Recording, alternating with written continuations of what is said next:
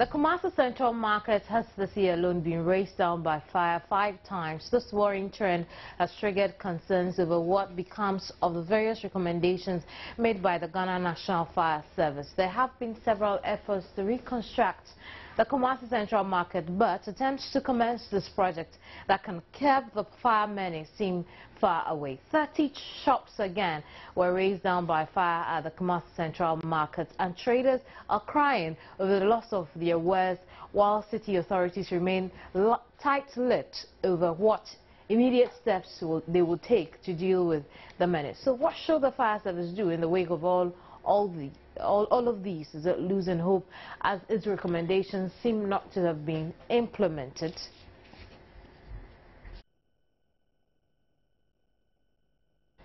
Prince Billy Anaglate is Public Relations Officer for the Ghana National Fire Service. He's joined me here in the studio. Let's talk about this for a while. Thank you very much for your time, Prince. So your recommendations were not put into effect? Yes, exactly. Our recommendations, our fire safety audit recommendations in the market to identify hazards in the market to ensure that some of these preventable fires are prevented, they really have not been implemented. We believe strongly if we were to implement these recommendations to the latter, most of those market fires will have actually be prevented. What can the fire service do in instances like this?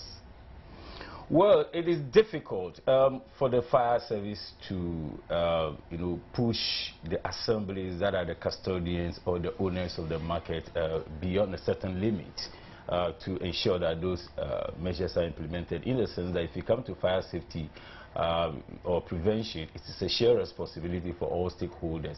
What the fire service is doing now is to have meetings with other stakeholders for them to understand and to appreciate the importance of the role that they will play collectively for us to ensure that these fires are prevented.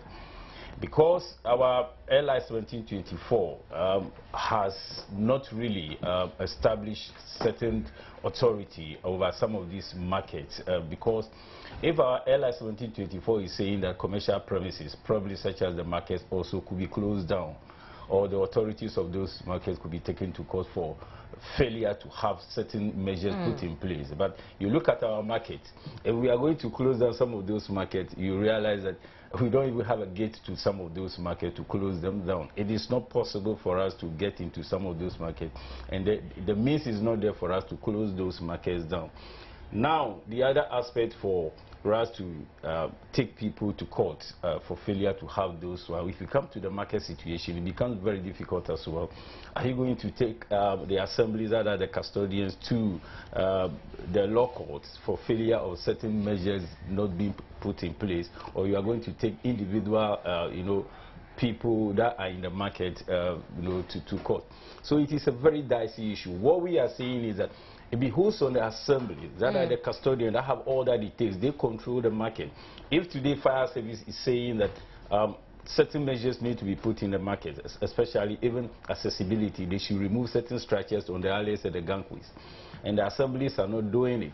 If the fire service should move into the markets and begin removing those structures, I believe we will lock horns with the assembly. So it is only for the assemblies to do the right thing and implement those measures. The assemblies are not doing the right thing. The market women are not taking precautionary measures. Have we lost hope in the fight against market fires? I wouldn't say yes, in the sense that there are other strategies that we are adopting, and we will also continue to have meetings with other stakeholders and to ensure that they will appreciate the importance of all this. We again have also put in another measure where we are patrolling the markets. Of course, we can't be in the market 24 hours as long as the assembly has also not provided a fire post in the markets for us to be there 24 hours. But we get there to ensure that we patrol those markets. But that would not to say that our patrol is enough to adequate to prevent the fires. As long as those measures are not put in place, we will know that we'll continue to have these fires in the market. So we only have to put in measures to ensure that we implement it. We will continue to educate the people in the market as well. But the assemblies are supposed to come in. If really they want to protect the market, which is their property, then they should ensure that these measures are put in place. What would be your advice to these market women too? Well, it is their investment that have been destroyed in this fire. If the assembly is not coming in to ensure that safety measures are put in place, individually they have their offices. They should also get committed to preventing some of these fires. First of all, they should also take few minutes before they leave the market and to ensure that all electrical gadgets that are not supposed to be on within their store are properly turned off and deployed. They should also ensure that they educate every person within their area. They should monitor the activities of other people that work close to them. And they should also put in certain measures, early detection and warning system in their store, fire extinguishers in their store, so that in case of the unexpected, this early detection would detect it as early as possible. When this Kumasi market fire came in, surprisingly, the people that were even selling on the street on tables, they have left the tables on the road, and the firemen have to stop and be removing those in before they even access the market itself. When you go to the market, they have even locked up the market. There was no even a security person with a key to open it. They have to forcibly break into all these things will take time. Every second in fire, counts. So if measures are put in place, I believe even the gates that we are not able to access will be expanded. So the markets, especially those that are not being built to meet the safety standard, we need to redesign our markets to meet the safety standard. So what caused this Kumasi Central fire? It is too early for anybody to determine what caused it, because at the time of the fire, it was even raining. And when they got there, they realized that, yes, it's really on fire. If you look at the situation, you can't just pick one factor, because there are several equally possible factors that could account for that fire. So until we are able to investigate, we will not be able to say exactly. But then again, time without number, the fires raised down stores in the market, and it's been attributed to the electrification of the markets. This could be another of such. Yeah, it's possible. And as such, like I said, there are equally several factors. Electricity, could not be taken out of this fire, especially when it's raining. It is during rainy season that we have a lot of fire outbreaks. So that will tell you that even the rain itself could have a factor in this. But I will not be here and say that exactly that was what it is. It's only one of the possible factors that are... I remember here in Accra, the National Fire Service advised market women to perhaps form groups and have their own firefighting, the individual systems, extinguishers at their marketplaces. Why can't we do the same in Kumasi? Yeah, it is not only in Accra that we are advising people to do that. This one is replicated in all the region. All the regional commanders have been instructed to ensure that they liaise with the assemblies. They have teams that go to the market to educate people on this. So it's not only in Accra that we are doing this. It's being done in all the regions to ensure that fires are prevented. But the traders haven't. The traders well, the response is not too good for me to say. The response is not too good. One thing, some of them still believe that where they sell, because they have not received any fire break there, they don't think that the fires will also occur in those other places. But we keep telling them that it is better for you to put in the measures. If you don't have the fire, they're lucky that you don't have the fire, because when you have fire within your premises, the fire will not come and go without any distraction to property. Definitely, it's your investment. Right. Thank you very much, Billy. Prince Billy Anaglate is Public Relations Officer for the Ghana National Fire Service. Thanks for staying on news today. Now, the New Patriotic Party says it will not attend the National Economic Forum scheduled for Tuesday.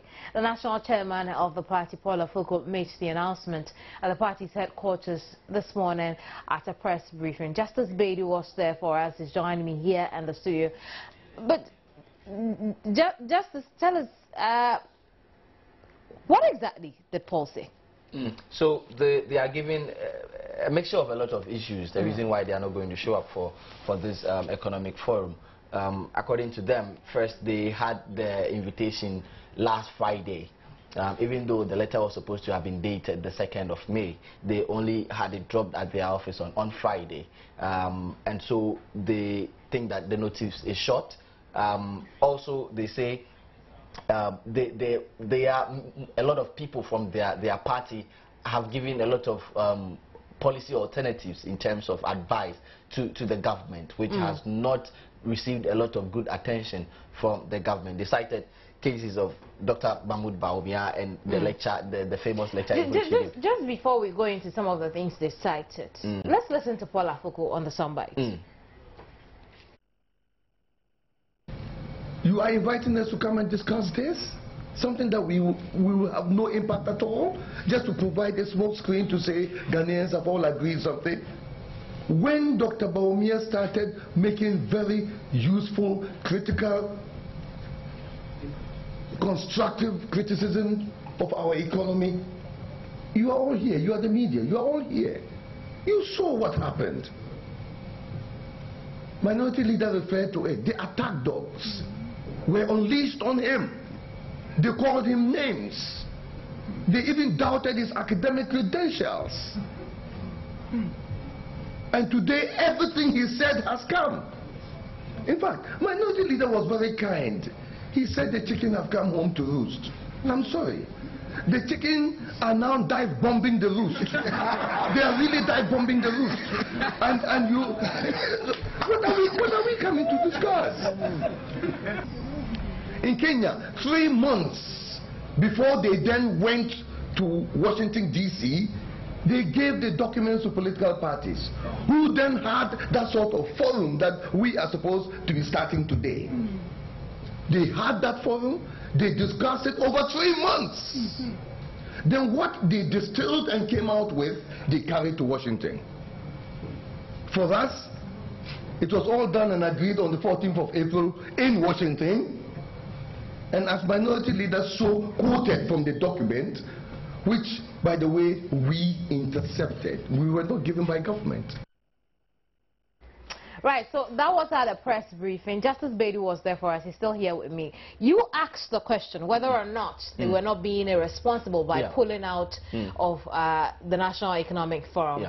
What was it that he was going on about? Yeah, because I felt two contradictions in the statement that he read. On one point, he was saying that they were not going to show up because government had not been fair with them. They had not treated them with a lot of respect in terms of the notification that has been given them with the invitation, and then also because they recount a lot of issues about some of the suggestions they've made that has not received a lot of good attention from the government. But then in ending the statement, he said that the party would continue to offer policy alternatives to the government. And so I asked him, wouldn't he think that this would be a show of irresponsibility as a party that is the lead opposition? And then he says he doesn't think so at all. He says that they have provided a lot of policy alternatives. He mentioned the minority in parliament that has also been holding series of press conferences criticizing government on some of its decisions about the economy. And so he doesn't think so at all. In fact, the General Secretary of the party also supported him and says that in other countries where they've tried something similar, they've given the participants in terms of the opposition parties, the civil society groups, enough time. He mentioned Kenya, he mentioned Nigeria, where similar fora had been held, and said that in the instance of Kenya, for example, they had given the parties 2 months to discuss. And one issue, major issue, that for them is also of concern is the fact that government has made its commitment in terms of how it intends to run the economy in the medium term from 2014 to 2017, known to the IMF already, according to him, in a document that was sent to the IMF on the 14th of April.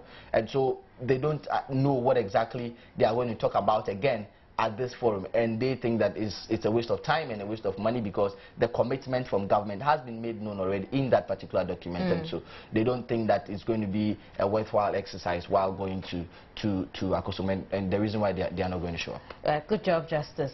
Justice Bedu was at the press briefing of the NPP, and they say they will not attend the National Economic Forum. The question is, will it affect the forum tomorrow? And we'll bring you those updates in subsequent broadcasts. You don't want to miss out.